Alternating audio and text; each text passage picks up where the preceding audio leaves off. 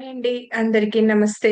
ఈ శ్రీ శక్తి pyramid meditation ఛానెల్‌ని వీక్షిస్తున్న వారందరికీ కూడా నా ఆత్మపూర్వక ధ్యానాభివందనాలు తెలియజేసుకుంటున్నాను.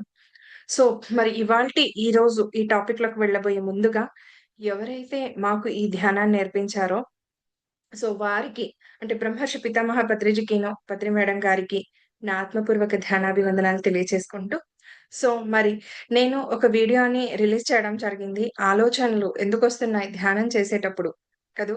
మనకు అని ఒక రేపటి వీడియోలో చూడమని చెప్పాను కదూ! సో, ఏంటంటే ఆలోచనలు ఎందుకొస్తాయి? పర్టిక్యులర్‌గా మనం కళ్ళు మూసుకొని కూర్చున్నప్పుడే ఒస్తాయి. కదూ! అంటే కళ్ళు తెరుచుకొని బయటికిలా చూస్తున్నప్పుడు వాటిపైన మనకు ధ్యాస మరలుతుంది కాబట్టి, మనకు ఆలోచనలనేవి ఉండవు, తగ్గిపోతున్నాయి అన్న ఫీలింగ్ మనకు కలుగుతుంది. అది తెలుస్తుంది. కానీ మనసులో ఆలోచనలు నాటుకుపోయుంటాయి కదూ! ఎలా అంటే చెట్టు కదా ఒక వేర్లతో సహా లోపలికెలా నాటుకుపోయి విస్తరించిపోయుంటుందో, అలా మనలోని ఆలోచనలు ఎలాంటివైనా సరే, ఆ ఆలోచనలు ఎలా లోపలికి ఇలా వెళ్ళిపోయి మన నరాల్లో ఇలా కుంచించుకుపోయి సారీ ఆహ్, ఇమిడిపోయి మొత్తం కూడా ఆ నరాల్లో దాక్కొని ఉండిపోయుంటాయి. కాకపోతే మనం సైలెంట్‌గున్నప్పుడు, మనం ఒంటరిగా ఉన్నప్పుడు ఏకాంతంగా ఉండాలని కోరుకుంటాం ప్రతి ఒక్కళ్ళం కూడా. సో, ఆ సమయంలో ఇంకా ఎక్కువగా వేధిస్తూ ఉంటాయి ఈ ఆలోచనలను. మరి ఎలా ధ్యానం చేస్తే మనకు ఎంతసేపు ఈ ఆలోచనలు తగ్గుతాయి, మనశ్శాంతిని పొందొచ్చు అని అంటుంటాం కదూ! సో, ధ్యానం చేసేటప్పుడు మరి ఇంకా ఎక్కువగొస్తుంటాయి ఆలోచనలు. మీరేంటబ్బా! ధ్యానానికి కూర్చోమని చెప్తుంటారు ఎప్పుడు కూడా. చెయ్యండి, చెయ్యండి మనశ్శాంతొస్తుందని. మనకు తెలుసు ఫ్రెండ్స్ మెడిటేషన్ చేస్తే పీస్ ఆఫ్ మైండ్ ఒస్తది. ఇంప్రూవ్‌మెంట్ ఆఫ్ నాలెడ్జ్ పెరుగుతుంది. సో, మెమరీ పవర్ పెరుగుతుంది. ఇవన్నీ తెలుసు కదా! సో, మరి అవన్నీ ఎలా ఒస్తాయి? ఎందుకు ఇవన్నీ రావాలంటే ధ్యానమే చేయమని చెప్తారు. మెడిటేషన్ చేయమని చెప్తారు. చిన్న పిల్లాడి దగ్గర నుండి అంటే స్కూలుకి వెళ్ళే పిల్లాడి దగ్గర నుండి పెద్ద ఏజ్ వరకు, వృద్ధుల వరకు కూడా ఎవ్వరైనా చేయొచ్చు ఈ ధ్యానం అని చెప్తుంటారు. సో, ధ్యానం చేయాలి. ఇప్పుడు ప్రతి ఒక్కళ్ళకి కూడా అవసరమే. నౌ ఎ డేస్ ఈ రోజుల్లో ఈ మధ్య కాలంలో ఇప్పుడున్న ప్రస్తుత కాలంలో సందర్భానుసారంగా తప్పనిసరిగా ప్రతి ఒక్కళ్ళకి కూడా పీస్ ఆఫ్ మైండ్ అనేది కావాలి. Stress, stress, stress. స్ట్రెస్ అన్న విషయానికి, స్ట్రెస్ అన్న పదానికి అసలు ఆయన అర్థం తెలియకుండానే మనం స్ట్రెస్‌కి గురవుతూ ఉన్నాం. అది ఏ విషయానికి స్ట్రెస్ గురవ్వాలి? ఎందుకు గురవ్వాలి? అసలు ఈ సందర్భంలో నేను ఇన్వాల్వ్ అవ్వకపోతే నేను స్ట్రెస్‌కి గురవ్వను కదా! అనవసరమైన విషయాలలో మనం అనవసరమైన విషయాలలో ఇన్వాల్వ్ అయినప్పుడు కూడా స్ట్రెస్‌కి గురవుతూ ఉంటాం. కేవలం నా పైన ఏదో అందరికి కనిపించేలా భారం పడితేనో అంటే ఒక సంసార భారమనో, లేకపోతే నా స్టడీస్ భారమనో ఇవన్నీ పడితేనే స్ట్రెస్ అన్నట్లు కాదు. నేను నా స్వతహాగా వెళ్ళి, నేను అవతల వ్యక్తి విషయంలో కానీ, అంటే అపోజిట్ పర్సన్స్, అపోజిట్ ఫ్యామిలీలో, అపోజిట్ వాళ్ళ విషయంలో నేను వెళ్లి ఇన్వాల్వ్ అయితే తప్ప, నేను స్ట్రెస్‌కి తీసుకోను కదా! ఎందుకంటే, ఎప్పుడైతే నేను ఒకరి విషయంలో నేను ఇన్వాల్వ్ అవుతానో, ఫర్ ఎగ్జాంపుల్ మీ విషయంలో ఇన్వాల్వ్ అవుతున్నాననుకోండి, అప్పుడు నేనేం చేస్తా? ఇంటికొచ్చి ఊరుకోను కదా! ఎన్నో విషయాలని మీ గురించి నేనొక మైండ్‌లో దీన్ని రిపీట్ చేస్తానే ఉంటా. నాకు తెలియకుండానే రిపీట్ అవుతుంటుంది. నేను సెపరేట్‌గా దానిపైన ఫోకస్ చేసి రిపీట్ చేయాల్సిన అవసరం లేదు. కాకపోతే నా మైండ్ అనేది పని చేస్తూనే ఉంటుంది కదా! ఎప్పుడు కూడా పని చేస్తూనే ఉంటుందది. ఊరుకోదు. దానికిష్టం ఇలాంటి ఆలోచనలను చేయటం, ఇలాంటి వాటన్నిటిని గ్యాదర్ చేసుకున్న ఇన్ఫర్మేషన్ అంతా మళ్ళీ నెమరు వేసుకోవటం అనేది దానికిష్టం. సో, కాబట్టి అది అలాంటి పని చేస్తూనే వస్తుంటుంది. సో, ఇలా కూడా మనం ఏం చేస్తాం, ఒక స్ట్రెస్ ఇస్తాం దానికి తెలియకుండానే మన మనసుకి, మన మైండ్‌కి స్ట్రెస్ ఇస్తూ వెళ్తుంటాం. సో, ఇలాంటి ఆలోచనలని, ఇలాంటి విషయాలని, అనవసరపు విషయాలని కానీ, హ్మ్. నాకు అక్కరికి రాని విషయాలను కానీ, నాకు సంబంధం లేని విషయాలతో కూడా నేను రిసీవ్ చేసేసుకొని, వాటి గురించి ఎక్కువగా ఆలోచిస్తూ నేనిక్కడ పెట్టేసుకున్నాను. ఈ బుర్రలో నేను చాలా పెట్టేసుకుంటూ వచ్చాను చిన్నప్పటి నుంచి మనకు తెలియకుండానే. చాలా చాలా విషయాలని మనం అర్థం చేసుకోకుండా, సందర్భానుసారంగా ప్రవర్తించకుండా, ఎరుకతో లేకుండా, ఒక అవేర్‌నెస్‌తో లేకుండా మనం ఇవన్నీ కూడా చేస్తూ వస్తున్నప్పుడు, ఆ ఆలోచనలన్నీ మనతో పాటే కదా ఉంటాయి.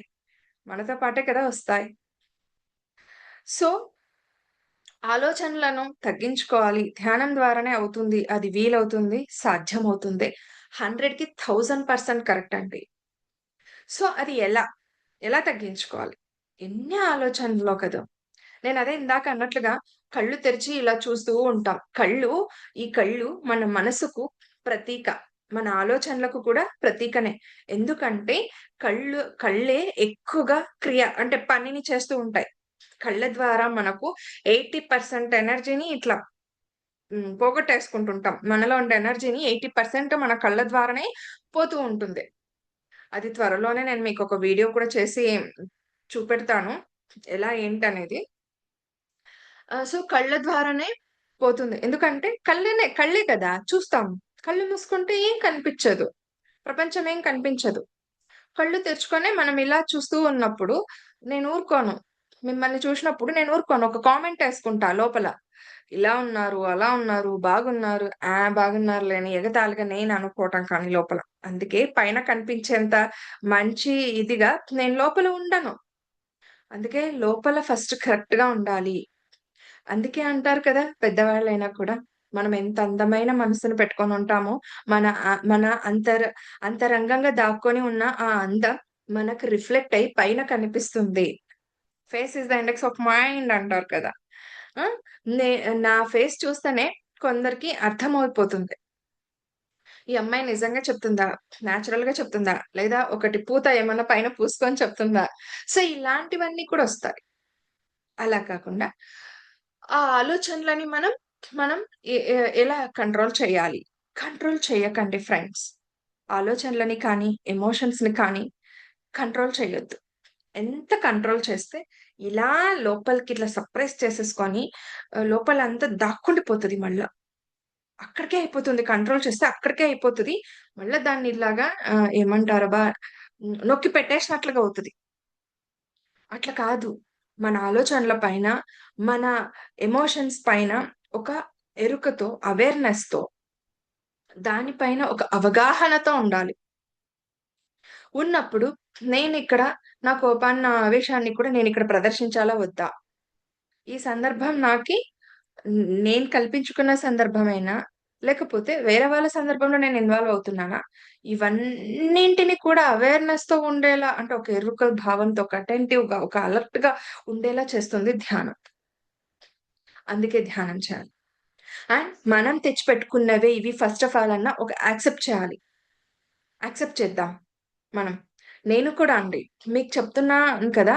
మీతో పాటుగా అంటే నేను కూడా దానిపైన ఎక్స్‌పెరిమెంట్ చేసి దానిపైన ఆహ్, ఏమంటారు ప్రతిరోజు, ప్రతి క్షణం మనకు అది వెంటాడుతూనే ఉంటుంది కదా! ఎలా అవేర్‌నెస్‌తో ఉండాలి. ఎలా నేను ఆ ఆలోచనల పైన ఒక అవగాహన తెచ్చుకొని వాటిపైన నాకొద్దు ఈ ఆలోచనలు. నాకనవసరం. నేను చేయాల్సిన ప్రస్తుత పని ఏంటి? మెయిన్ మనకి వస్తే ఆలోచనలు గతం గురించైనా, లేదా భవిష్యత్తు గురించైనా ఉంటాయి ఆలోచనలు. అవునా? మరలాంటప్పుడు గతానికి వెళ్తే మనకు రోగాల బారిన పడతాం. భవిష్యత్తు గురించి ఆలోచిస్తే మనకి భయపెడుతుందంట. గతం గురించి చెప్తారు డాక్టర్స్. ఎందుకమ్మా పాస్ట్ గురించి ఆలోచించటం? ఇప్పుడు ప్రస్తుతం నీ హెల్త్ ఎలా ఉందో అలా చూసుకో అని చెప్తుంటారు వాళ్ళైనా కూడా. అవునా? సో, మరలాంటప్పుడు గతం మనకి ఎక్కువగా ఆలోచించి మైగ్రేన్స్ ఒస్తాయి. ఆలోచించి హార్ట్ పెయినొస్తుంది. గతం గురించి ఆలోచనలుంటాయి ఎక్కువగా. భవిష్యత్తు గురించి టెన్షన్స్, భయాలు ఎలా? ఫ్రెండ్స్ ఒక వాస్తవం చెప్తున్నాను. ఏంటంటే, ఈ క్షణం మనది. మరుక్షణం మనది కాదు. గడిచిన క్షణం మనది కాదు. నెక్స్టొచ్చే మరుక్షణం కూడా మనది కాదు. ఇది మాకు తెలుసమ్మా నువ్వేంటి మాకు చెప్పేది అనననొచ్చు. కానీ తెలుసుకున్న విషయాన్ని మన నిజ జీవితంలో డే టు డే లైఫ్‌లో నేర్చుకున్న విషయాన్ని ఇంప్లిమెంటేషన్‌లోకి, ఆచరణలోకి సారీ ఆచరణలోకి నేను పెట్టిన రోజు ఆ అద్భుతాన్ని చూడగలను. ఆ అద్భుతాన్ని మేము చూసాం. అందుకే ఇంత కాన్ఫిడెంట్‌గా మీ ముందుకొచ్చి చెప్పడానికి ధైర్యం చేస్తున్నాను కూడా. అంత లేనిది నేనైనా చెప్పను కదండీ! ఎలా చెప్తాను? పూర్తిగా ఒక విషయాన్ని నేను అవగాహన చేసుకొని, అర్థం చేసుకున్నప్పుడే నేను మీ ముందుకు చెప్పడానికి ధైర్యంగా నిలబడతాను. ఒక వాస్తవం కాబట్టి చెప్తున్నది. వాస్తవం, సత్యాన్ని చెప్పటం అంత ఆషామాషీ కాదు. చాలా ధైర్యం కూడా కావాలి. సత్యం గురించి మాట్లాడాలంటే. నేను అవగాహన ఎంతో తెచ్చుకొని, నా జీవితంలో నేను ఇంప్లిమెంట్ చేసిన నాడే మీ ముందుకొచ్చి చెప్పే అర్హత నాకుంటుంది కూడా. అది నాకు తెలుసు. సో, అందుకే చెప్తున్నాను. నా జీవితంలో నేను ఆచరించిన తర్వాతే మీ ముందుకొచ్చి ఇలా చెప్పగలుగుతున్నాను. అండ్ ఆలోచనలని మరెలా మనం ఇది చేసుకోవాలి? ఒక అవగాహనకు తెచ్చుకోవాలి. ఎలా మనం ఇంప్లిమెంటేషన్‌లోకి తీసుకురావాలి? ఫస్ట్ మనం ఒకటి తెలుసుకుందాం. నెక్స్ట్ వీడియోలో అది చేద్దాం కంటిన్యూషన్. ఇది ఏంటంటే ఆలోచనలు వస్తూ ఉంటాయి ఫ్రెండ్స్. వస్తూ ఉంటాయి. ధ్యానం అంటే శ్వాస మీద ధ్యాస నా వెనకాల ఉంది కదూ! సో, ధ్యానం అంటే శ్వాస మీద ధ్యాస. తెలుసు మనకందరికి ఎలా కూర్చోవాలో తెలియని వాళ్ళకి నేను చెప్తున్నానండి. ధ్యానానికి ఉపక్రమించే ముందు కళ్ళజోడుంటే పక్కన పెట్టేసుకోవాలి. ఈ ధ్యానం చేసేటప్పుడు ఎవరికి ఎలా అనుకూలంగా ఉంటే అలా కూర్చునేసేద్దాం. కింద కూర్చోగలిగిన వాళ్ళు కింద బాస్పట్ల వేసుకొని కూర్చోవచ్చు. పైన సోఫాలో అయినా, చైర్‌లో అయినా కూర్చోవచ్చండి. No problem. నో ఇష్యూస్ దానికైతే గనక. ఎలాంటి రిస్ట్రిక్షన్స్ కానీ, కండిషన్స్ కానీ లేవు గాక లేవు. హ్యాపీగా ఆనందంగా ఎంజాయ్ చేస్తూ కూర్చునేసేయడమే అంతే. అండ్ స్థిర సుఖాసనంలో కూర్చోవాలి. అంటే పర్టిక్యులర్ ఆసనంలో కూర్చోవాలి. పర్టిక్యులర్‌గా ఇలాగే బాడీని పెట్టాలి అన్నారు. స్థిర సుఖాసనం. కూర్చున్నప్పుడు సుఖాసనంతో ఉండాలి. ఆ ఆసనం కూర్చునే విధానం సుఖంగా ఉంటే, కంఫర్ట్‌గా ఉంటే మనకు ఆ బాడీ పైన ధ్యాస పోదు. ఆ బాడీ ఇలా కూర్చొయింది, పెయిన్స్ ఒస్తా ఉన్నాయి అబ్బా! అన్న ధ్యాస పోదు. అప్పుడు మనలో సహజంగా మీరు నేను ఇప్పుడు మాట్లాడుకుంటున్నాం. కమ్యూనికేట్ చేసుకుంటున్నాం. కమ్యూనికేట్ చేసుకుంటున్నాం. చేసుకుంటున్నప్పుడు మీకు నాకు తెలియకుండానే ఉచ్ఛ్వాస, నిశ్వాసాలు జరుగుతూ వస్తున్నాయి. లోపలికి పోవడం, బయటికి రావడం. గాలి మన ముక్కు కొన భాగాన కదా! మనం ఇక్కడ ఇలా పెట్టుకొని చూస్తే వేడిగా ఒక ఊపిరనేది గాలనేది తగులుతుంది. దాన్ని మనం గమనిస్తూ కూర్చోవాలి. గమనిస్తూ ఎందుకు చెప్పానంటే శ్వాస మీద ధ్యాస అంటే గమనించటం. గమనింపనేది రావాలి. గమనిస్తూ కూర్చోవాలి. గమనించగలుగుతాం అంతే. ట్రై చేస్తాం. అప్పుడే ప్రతి ఒక్కళ్ళు ఎవరు కూడా గమనించలేరు. దానిపైన దృష్టి పెట్టి దానిపైన ఇది అవ్వలేరు. కానీ గమనింపన్న సాధన మనకు పెరుగుతుంది. గమనింపన్న నాలెడ్జ్ పెరుగుతుంది. గమనింపన్న అవేర్‌నెస్‌లోకి మనం వెళ్ళిపోతాం. ప్రతీదీ observation. Meditation is equal to observation. Observation అన్నమాట. ఎంత గమనింపు మనలో పెరిగితే అంత ఎరుక మనలో పెరుగుతూ వస్తుంది. ఆ గమనింపనేది వస్తూ రావాలి. అలా శ్వాస మీద ధ్యాస పెట్టి ఫస్ట్ కళ్ళజోడు తీసేసుకొని కళ్ళు 2 మూసేసుకుందాం. ఎందుకంటే 80% ఎనర్జీ దీని ద్వారానే పోతుంది బయటికి కాబట్టి. దీని ద్వారానే ఎనర్జీ పోతూ వస్తుంది కాబట్టి, దీన్ని ముందుగా క్లోజ్ చేసేద్దాం. ఇలాగ వ్రేళ్ళలో వ్రేళ్ళు పెట్టేసుకుందాం. కింద కూర్చోగలిగిన వాళ్ళు బాస్కెట్‌లో వేసేసుకోవచ్చు. లేదు చైర్‌లో అయినా, సోఫాలో అయినా కూర్చోగలిగిన వాళ్ళు కూర్చొని ఇలా కాళ్ళు 2 క్రాస్ చేసుకోవాలి. కాళ్ళు 2 క్రాస్ చేసేసుకొని కూర్చోవాలి. అంతే. ఇంకేమీ లేదండి. శ్వాసని గమనిస్తూ కూర్చోవడమే. మనలో సహజంగా, సరళంగా, హాయిగా జరిగిపోతూ ఉంటుంది. దాన్ని గమనిస్తూ కూర్చోవడం. ఒక చీకటి గదిలో చేసుకొని కూర్చోవటమా? లేదు నేను చీకట్లో కూర్చోలేకపోయినా కూడా పర్వాలేదు కూర్చోండి. ఒక మంచి అగరబత్తి లేదు ఇష్టం లేదంటే ఒక మనకి కర్పూరం దొరుకుతుంది. పచ్చ కర్పూరం. ఆ కర్పూరాన్నైనా మనం చుట్టేసుకొని కూర్చుంటే స్మెల్ కూడా మనకి ఒక మంచి వైబ్రేషన్స్‌ని రిలవెంట్ అంటే మూడ్‌ని మారుస్తుంది.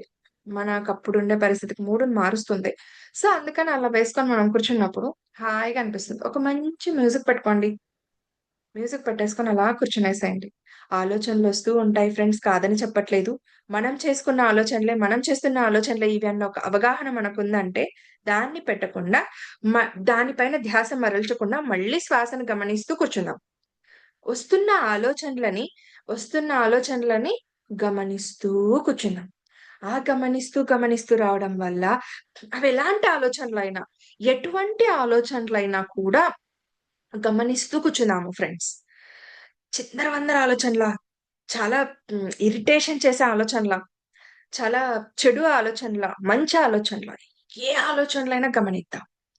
గమనిస్తూ రావడం ద్వారా ఈరోజు నాకొక కూర్చున్న 10 నిమిషాల్లో 100 ఆలోచనలొచ్చినాయనుకోండి, ఇలా మీకు ఈ రోజంతొస్తాయి.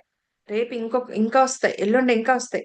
కానీ చే ధ్యాన స్థితి అంటే ధ్యానంలో మనకొక స్థితి, ఒక ప్రశాంతత వచ్చే కొద్దీ, చేసే కొద్దీ ఆ ఆలోచనల ఫోర్స్ అనేది తగ్గిపోతూ వస్తుంది. ఆలోచనల క్రమస్థితి తగ్గుతూ వస్తుంది. అలా తగ్గుతూ వస్తున్నప్పుడు నేను 100 ఆలోచనలు చేసిన ఈరోజు, రేపు ధ్యానానికి మళ్ళీ కూర్చున్నప్పుడు మళ్ళీ 99 ఆలోచనలు అంటే 99 ఆలోచనలొస్తాయి. ఒక ఒక ఆలోచనలకు ఒక స్పేస్ దొరుకుతది కదా! మనలో ఇక్కడ. ఒక స్పేస్ దొరుకుతుంది. 100 ఆలోచనలున్నవి 99 ఆలోచనలు, 98, 97 ఇలా ఇలా క్రమస్థితి తగ్గుతూ వచ్చే కొద్దీ ఆ ఆలోచనలతో నిండుకొనున్న ఈ మైండ్ అనేది స్పేస్ దొరుకుతూ వస్తుంది. అక్కడ మీరు మనశ్శాంతిగా, హాయిగా ఆనందాన్ని మీలో ఎంత శక్తి అంటే అప్పుడు ఆ కాస్మిక్ ఎనర్జీ ధ్యానం చేసేటప్పుడు మనకేమొస్తుందిరా అంటే కాస్మిక్ ఎనర్జీ ఇప్పుడొస్తుంది. నేను మాట్లాడుతున్న విశ్వంలో కాస్మిక్ ఎనర్జీ లేకపోతే ఉత్త ఫుడ్‌తో, ఈ నిద్రతో మనకు ఎనర్జీ చాలదండి. ఆ కాస్మిక్ ఎనర్జీ ద్వారానే మనం ఉండగలుగుతున్నాం కాబట్టి సో, ఇప్పుడు ఇంకా ఎక్కువ ధ్యానంలో ఏంటంటే ఇంకా గెయిన్ అవుతుంది. ఇంకా ఎక్కువ మనకు ఆ శక్తిని పుంజుకోగలం, తీసుకోగలం. అప్పుడు మనకొక మనశ్శాంతి, ఎనర్జిటిక్‌గా హాయిగా ధ్యానం చేస్తే అట్లా తయారవుతామనమాట. ఆ ఎనర్జీస్‌తో. అప్పుడు ఆ క్రమస్థితి అంటే ఆలోచన క్రమస్థితి ఫోర్స్ అనేది ఏదైతే తగ్గుతూ, తగ్గుతూ రావడం ద్వారా మనలో ఈ ధ్యాన శక్తి పెరుగుతూ రావడం ద్వారా అప్పుడు మనలో యాక్టివ్‌నెస్ పెరుగుతుంది. అబ్బా! హాయిగా ఉందంట. ఫ్రెండ్స్ ఇంకొకటి నేను చెప్పాలేంటంటే ధ్యానం చేసేటప్పుడు మనకి ఆహ్, నిద్ర వచ్చేస్తది. ఫుల్లొస్తది ఫ్రెండ్స్ నిద్ర. ఇది నిద్రపోతున్నానా? నేను నేను ధ్యానం చేస్తున్నానా? లేదా నిద్రపోతున్నానా? డౌట్స్ కూడా వద్దు. హ్యాపీగా మీరు నిజంగానే నిద్రపోతున్నారు. ఎందుకు చెప్పనా? ఈ నిద్రపోతున్నది కూడా ఎందుకంటే మనకిన్నాళ్ళు ఎంతసేపున్నప్పుడు ఈ బాడీకి రెస్ట్ ఇవ్వాలని తెలుసు కానీ, దీనికి రెస్ట్ ఇవ్వాలన్న విషయం మనకు తెలియలేదు. దీనికి రెస్ట్ ఇవ్వాలన్న విషయం మనకు తెలియలేదు. ఎంతసేపైనా ఏదైనా టైర్డ్ అయిపోతే ఎక్కడికైనా వెళ్ళేసొస్తే, వెళ్ళి హమ్మయ్య! కాసేపు పడుకుందాం అని చెప్పి ఒక 10 నిమిషాలో, ఒక అరగంటనో పడుకొని లేస్తే హాయిగా రిలాక్స్ అయితాం. ఎలా రిలాక్స్ అయితాం? ఎందుకంటే పడుకున్నప్పుడు కూడా ఆ కాస్మిక్ ఎనర్జీని మనం రిసీవ్ చేసుకుంటూ గెయిన్ చేస్తుంటాం కాబట్టి. సో, అలాగా ధ్యానంలో మనకి ఆలోచనల క్రమస్థితి తగ్గుతూ వస్తున్నప్పుడు, ఈ మైండ్ కూడా విశ్రాంతిని తీసుకుంటూ వస్తుంటుంది. విశ్రాంతిని తీసుకుంటూ వస్తున్నప్పుడు ఏమవుతుంది తెలుసా? ఈ విశ్రాంతిని తీసుకుంటూ వస్తున్న క్రమస్థితిలో అప్పుడు హాయిని, ఆనందాన్ని పొందుతున్నప్పుడు అప్పుడు మీలో ఆ కాస్మిక్ ఎనర్జీ తీసుకొని మీరు అప్పుడు ఎనర్జీని గెయిన్ చేసుకొని హాయిగా, ఆనందంగా ఉంటారనమాట. సో, అలా ఆలోచనల క్రమస్థితిని మనం తగ్గించుకోవచ్చు. మీకు ఇంకా ఇంకా ఇన్ఫర్మేషన్‌ని నేను ఫర్దర్ వీడియోలో అప్‌లోడ్ చేస్తాను ఫ్రెండ్స్. సో, ఇప్పటిదాకా మీకు అవగతం అయ్యిందనే ఆశిస్తున్నాను, కోరుకుంటున్నాను. ఎందుకంటే ప్రతి ఒక్కళ్ళు కూడా ఫ్రెండ్స్ ధ్యానం చేయండి. ధ్యానం ఎలా చేయాలి? ఇంకా ఏంటి చేస్తే మీకు లాభాలు? సో, ఎలా పొందుతారు వాటన్నిటిని కూడా కామెంట్ రూపం సారీ డౌట్స్ ఏమన్నా ఉన్నా కూడా కామెంట్ రూపంలో అడగండి.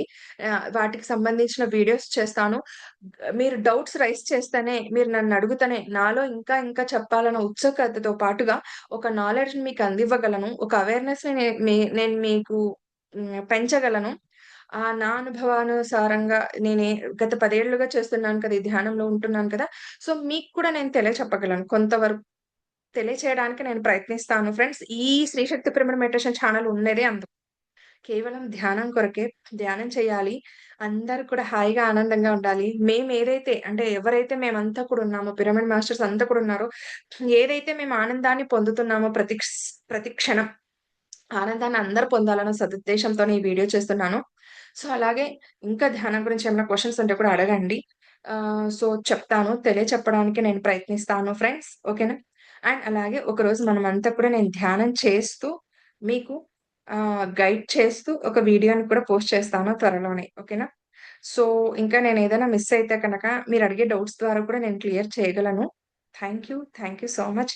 ఇలాగే మరి వీక్షిస్తూ ఉండండి శ్రీ శక్తి పిరమిడ్ మెడిటేషన్ ఛానెల్‌ని. లైక్ చేయండి, షేర్ చేయండి, సబ్స్క్రైబ్ చేసేసేయండి.